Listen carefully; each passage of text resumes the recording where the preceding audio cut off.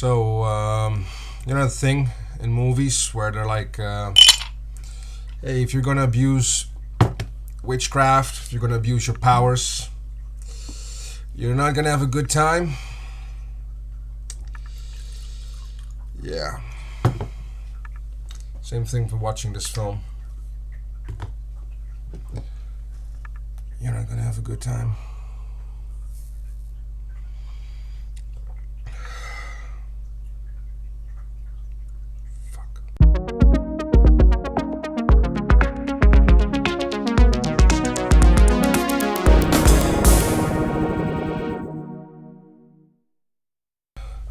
So, this film is supposed to be a sequel to the classic 1996 cult film, and I've seen that once, well over 20 years ago.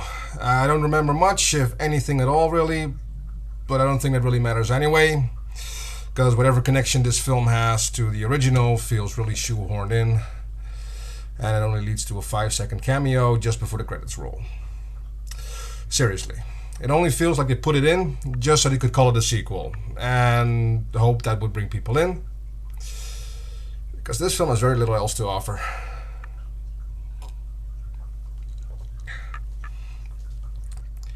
The entire thing actually has quite a TV show pilot vibe in quality.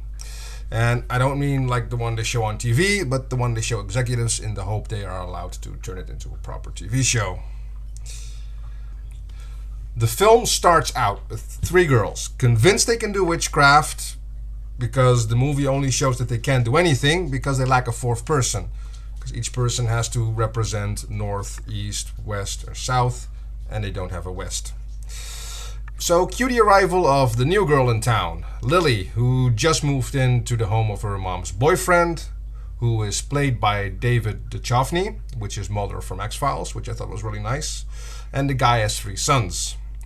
Now, they're introduced in such a way that it looks like they'll have a big impact on how the main character will develop.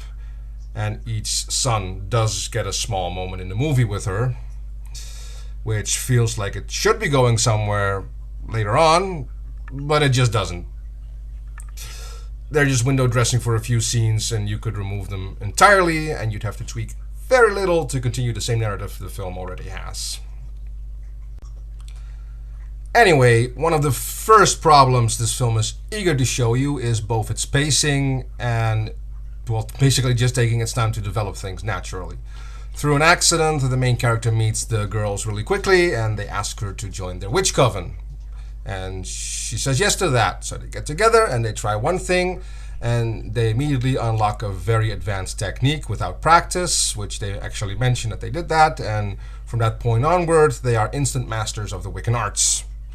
They don't stay friends for very long though, as Lily does a thing which seems to backfire on them kind of badly, and they instantly seem upset that the girl they met 3 days ago, whom they informed nothing to, and made it very clear that she didn't know anything about witchcraft, that she broke a pact, and that she should have known how dangerous magic can be in certain circumstances. It really feels like they didn't have any idea how to break the group apart, so it just feels so dumb. It just feels so very dumb. The one good thing about the film, though, is that I expected Lily to go bad, with her ending up alone and kind of mistrusted by everyone around her, which is what I think happened in the original, where one of the girls starts abusing her powers and she goes evil. I'll have to rewatch that soon anyway. It's been so long, and it'll be a great way to wash away the bad taste of this one. But yeah, Lily doesn't go bad, and the actual danger to the witch coven is something I didn't really see coming personally, so that was actually kind of nice, but the moment it's revealed, it also kind of just gets resolved within like 5 minutes after, and then just, we need it to happen, so we'll just make it kind of happen way. The film just doesn't really seem interested in developing anything, and yeah.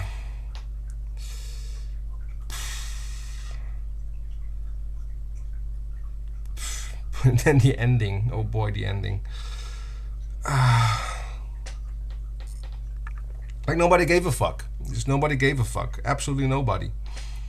just ends with the mom meeting all the girls and everything, and it's just like, trauma, am I right? Or is this too soon to joke about?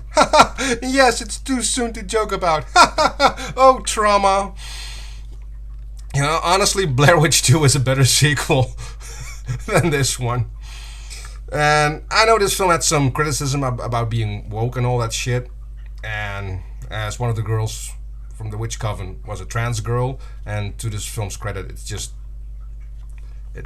mentioned very briefly. It's just, you know, hey, she's trans, she's one of the witches. Done. They don't make a big deal out of it. It's just like, hey, this is normal. Done. Which I think is very nice. Yeah, that is very nice. On the other hand, though, and I'm going to some minor spoilers here, they also have a gay character, which comes out as gay in the film. The completely overdone, I'm a bully at school because I can't deal with how I really feel, so I act out like an overly aggressive macho asshole cliche. And you want to know what his role is in the film once he comes out as gay? It's to die. He dies so the story can move on. That was his purpose. Progress.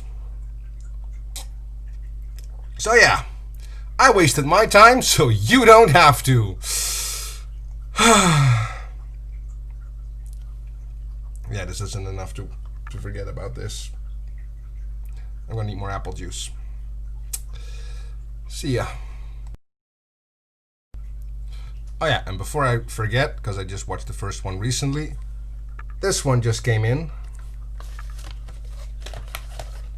along with this one and this one. So we'll be watching those very soon as well. I hope they're better sequels than this one.